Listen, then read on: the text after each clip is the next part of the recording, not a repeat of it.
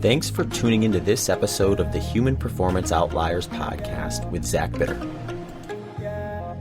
Welcome, everyone. If you enjoy the show, please consider subscribing on your favorite podcast listening platform and YouTube. You can also now check out the full video episode on X.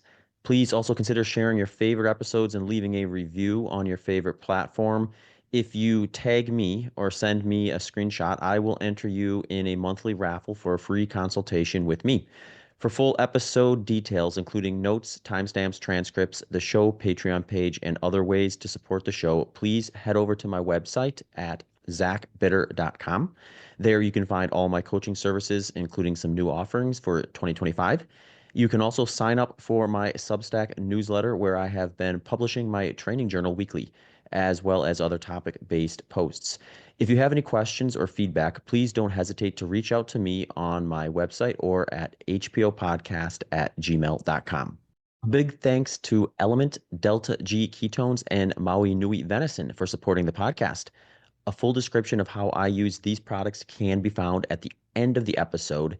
Discounts, promotions, and details can also be found in the show notes and at the end of the episode. All right, folks, welcome back. This episode is going to be a training recap. So one thing I'm doing this year is I am just kind of journaling some of my training on Substack, and every week I send out just how the week went with some notes and some details about the workouts and some reflection pieces to that. And what I'll probably do is every 3 or 4 weeks, I'll just do a podcast episode too that kind of bundles a full block of training into one episode and kind of highlight the general direction of things there. So for this particular recap, if I had to kind of summarize it with some kind of key points, it was kind of a block that focused on short intervals or like some VO2 max work, and then starting to kind of get a real structured long run in place, not ultra specific long run. And for those of you who've listened to the podcast for a while, you'll probably know, but I tend to look at long runs as kind of two different categories. There's just the general long run that I look at for purposes of just overall fitness and building up that. And then I also look at kind of a second stage of that, depending on the race I'm training for, which I call like the ultra long run, which tends to be just like a little more specific to the inputs that will be done at that specific race that I'm doing or that specific ultra marathon running event that I'm doing. So that can range depending on what the targets are. For those who didn't check out the first episode of this series, I did do an early 2025 update where I kind of laid out some of the early stages coming off of off season and things like that.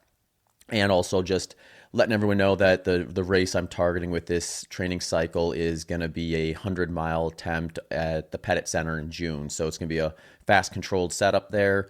Be going for a quick time, hopefully a PR if things go well, and training kind of points that I have that in my legs for the day. So that's sort of the vision going forward for the first half of the year. This training block was 4 weeks and started on January 20th and then ended on February 16th. And like I said, it included some kind of VO2 max target and some long run development. I ended up with 3 total long runs during that block of training. And then I had 5 quality interval sessions. Then you could argue that there was technically 7 quality sessions. Actually, I would say 7 quality sessions because 2 of the long runs I actually had a bit of a workout inside of it where I did one type of work that I really like to do kind of when things are feeling good and I have it in me for that long run, which is what a fast finish, where essentially like I'll spend the final like maybe 15 minutes or so of that long run just kind of progressing in pace and closing a little bit stronger than I normally would for just a typical long run at an easy or base or kind of zone 1, zone 2 type of intensity for that. So there is some quality in a couple of those too that should be noted, because when you're looking at just training load and kind of where the intensities lie, that would be kind of an important input to consider. So I'll go through this with just highlighting each week what the focus was, what the data points were for that, and then you can kind of get an idea of what I was thinking and why I was doing what I was doing. So for that first week, which was January 20th through the 26th, I ended up with 81.01 miles for a total of 9 hours and 51 minutes. That week had 1 quality session and no long run in it. I did wait 1 more week before I started getting into the long run because the last training block was just the beginning of the year, and I kind of wanted to make sure that I was in a good place to be able to really prioritize some of the short interval sessions. And since I typically do my long runs at the end of the week, I just didn't do one that week. So I'd head into the second week of this block, which was going to end up being the biggest training load week of the training block. So I kept the long run out for that week. But the one quality session I did was the first real structured VO2 max session that I did this training cycle, which was just 12 by 75 seconds. I did that one on the track, and it was a good workout in terms of me hitting the intensity I wanted. It was a little humbling in terms of where I'm at versus where I want to be with this session.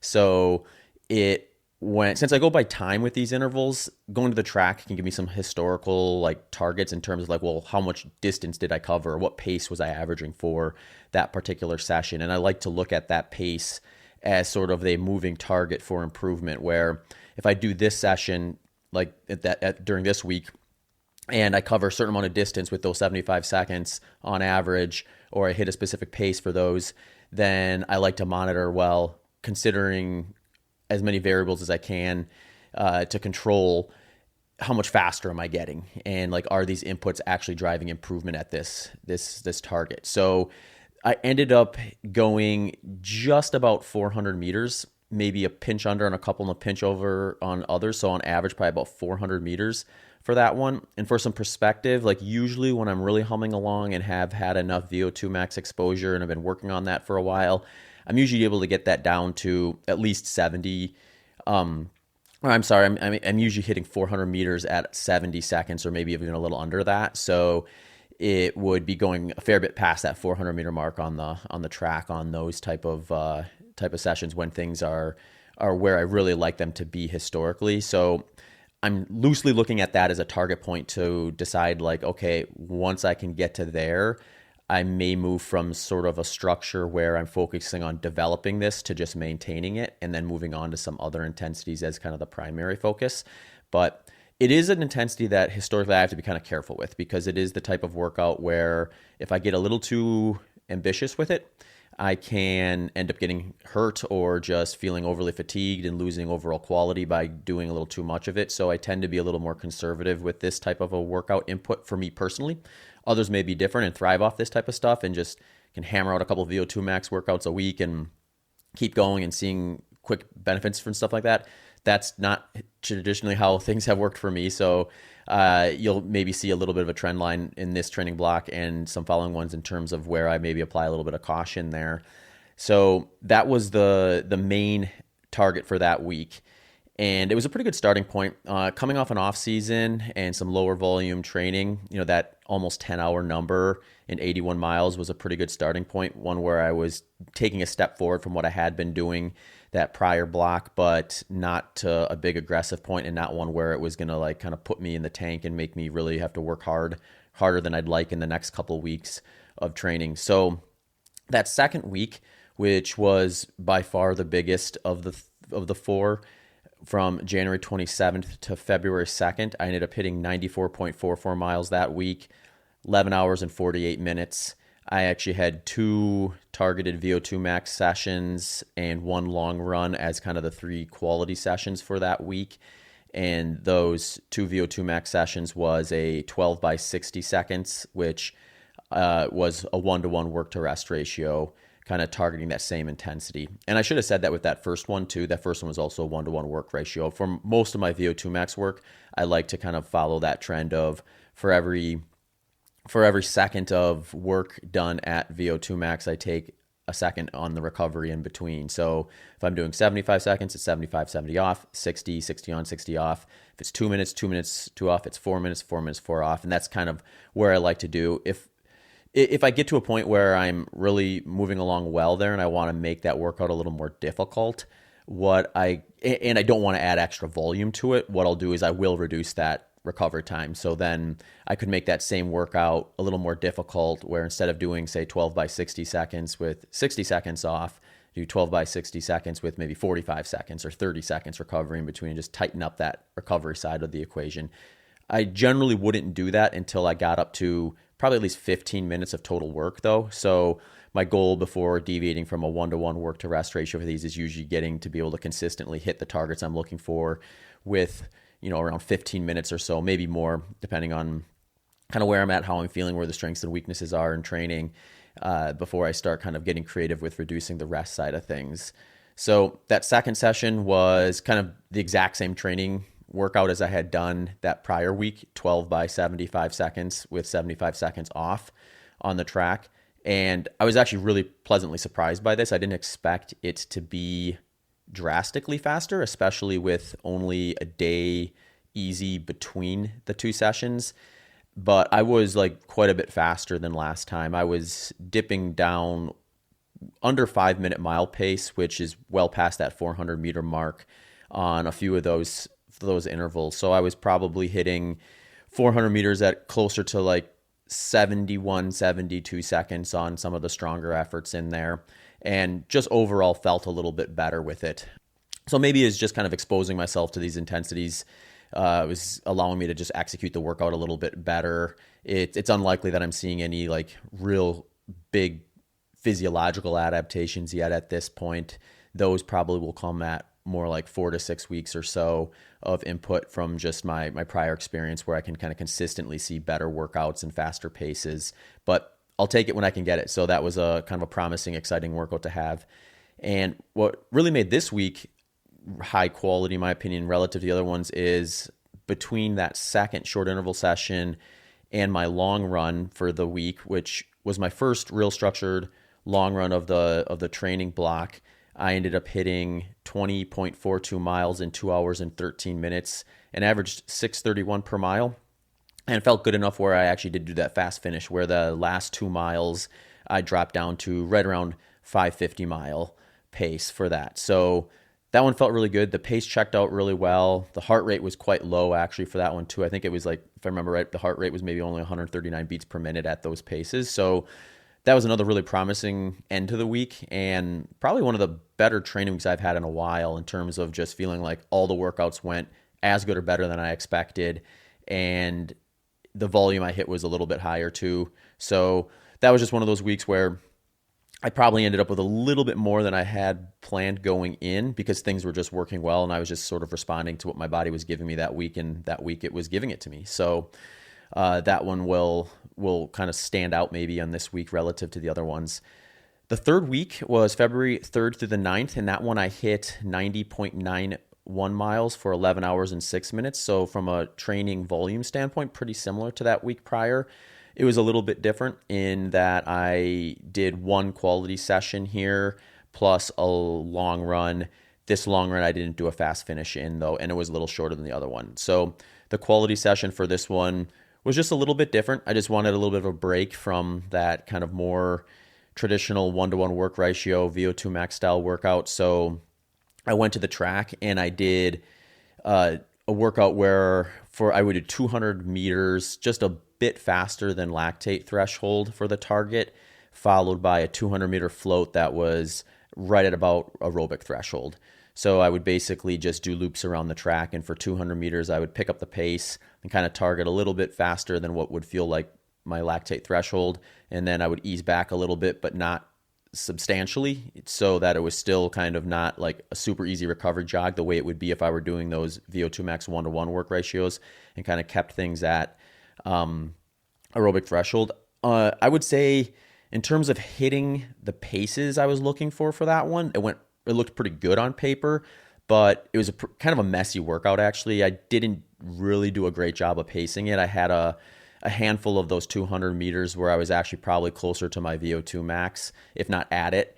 And then I had a couple of the aerobic threshold ones that kind of drifted a little bit slower as a result. So when you average everything out, it looked a little bit cleaner than it probably was, but that's just maybe something I gotta just keep working on as I kind of get more comfortable with kind of the structure with the workouts in the week and things like that. End of the week, did a long run. This one was 17.31 miles, hour and 54 minutes at a 6:39 mile pace. So that one I did on the roads versus the other long runs for this block, which I did on the track. And it was a little slower probably because of that, because the track is about as fast as I usually am able to do these long runs because it's super controlled and easy to run fast on that really flat setting. And then you get the rubber track obviously too. So that probably would be part of the reason why that one was maybe a little bit slower. And then on top of that too, I'll add that with the track long runs, I get asked this quite a bit too, is like, well, why would you do a long run on the track? Pretty much the only reason I do it on the track is because the race I'm going to be doing is going to be on a 443 meter indoor track. So I want to start kind of getting not all my long runs, but at least some of my long runs on the track early so that I'm getting used to just the mechanics, the pacing, the perceived effort, and also kind of continuing with the quest that I'm currently on, which is trying to decide which shoe I'm actually going to wear for the race in terms of which one do I feel is actually going to give me the best efficiency, feel the most comfortable on my feet, and can tolerate like a lot of time on feet because 100 miles is a long way. So there's kind of two pieces to that decision process. One is what shoe is going to perform the best, but also which one can I actually tolerate for 100 miles. So there may be like some consideration there where if I say find three shoes that are pretty close in terms of how they perform from an efficiency standpoint, which I will go in and get tested actually. If you're interested, go back and listen to my episode a couple back. I think it was 426 with Dustin where we talked about super shoe tech and efficiency testing. I'll be taking a bunch of shoes into Dustin's lab and testing to find out specifically which one's going to work best for me.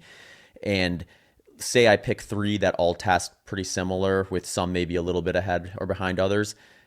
If they're all close enough, I'm just going to lean towards the one that feels the best on my foot on top of that because, mile 80 in the 100 mile, I want that shoe to feel pretty seamless on my foot versus feeling like I'm fighting it in any way or it causing me problems that slow me down and sort of negate any of the efficiency. So hopefully I'll have a list of options to choose from and it won't be like one is clearly better but feels terrible on my foot or something like that. That's my biggest fear with it would be that scenario. But yeah, so I'm going to get on the track a little bit earlier in this training cycle than I normally would for these. I've done other 100-mile training cycles where I wait to get on the track for long runs until that ultra long run development phase and kind of work on just dialing those things in over that last phase. But due to the uniqueness of this one and the shoe decision stuff, I'm getting on a little bit early for that. So that's why I've had 2 long runs on the track for this block. But I probably won't do them all on there because that gets a little bit annoying after a while if you're just going there every weekend for an entire training cycle to do your long run on the track. So that was week 3. And then week 4 was just a really weird week, pretty atypical actually. It was February 10th to the 16th. I ended up doing a deload week, but it was sort of a deload week where in the back of my mind, I knew there was a chance I was probably going to do a deload week, but I wasn't going to just take it outright versus just seeing how my body felt. But I did have some travel that week. So I was in Omaha for a few days. And then when I came back from Omaha, I ended up getting a little bit under the weather. Not like terrible where I was like in bed all day or anything like that, but it was like noticeably more fatiguing to do like anything of high quality, and running in general just felt like it was a gear harder. So this week I was like, okay, I'm on schedule for probably needing a deload week anyway. It's probably good practice just to stay healthy and not invite a potential injury down the road and things like that. And then on top of it, I don't like to try to push through illness if I don't have to, because usually that ends up becoming a net negative in the long run anyway. So everything just kind of lined up as like between the travel, between getting a little under the weather, just saying, okay, here's a good spot anyway for deload week. Let's take it. Be thankful that it lined up with being under the weather and travel so that I didn't have to come off a deload week, then get sick and feel like I'm kind of doing 2 deload weeks in a row. But that week of February 10th through 16th, I ended up with 72.35 miles, 8 hours and 43 minutes total. So a decent jump down, maybe about 25% reduction in volume. And then the only quality session I did that week was a 20 by 30 seconds. So 30 seconds, 30 on. And that workout was one where I was like pretty confident. Okay. After a rest day, I took a rest day the day prior to that, which was also the first full rest day, no running that I've done during this training cycle. And it was just obvious that like when I would push into kind of the intensity I was looking for those, I was noticeably slower. So I went into that workout thinking like I would maybe do 30-second or 30 by 30 seconds, but I knew probably after about 8 that it was going to be better to do 20, just get a small stimulus in there to kind of keep that going in that direction, but focus more on recovery. So I took it pretty easy a couple days after that. And on Friday afternoon, I felt like I really turned a corner, feeling like the lower volume and getting over whatever I had felt like it was through. So I was like, well, I'll go to the track for the long run for this week and just kind of see how I feel. If I felt like once I started running, things weren't clicking, I was planning on maybe just keeping it nice and easy, but I was willing to kind of just respond to what my body gave me for this one. And sometimes I'll do this too, where if I have a deload week, I'll stick a higher quality long run in there at the end if I feel like things are already catching up, because it kind of gives me a good opportunity to leverage some easier days going into the long run than I normally would have.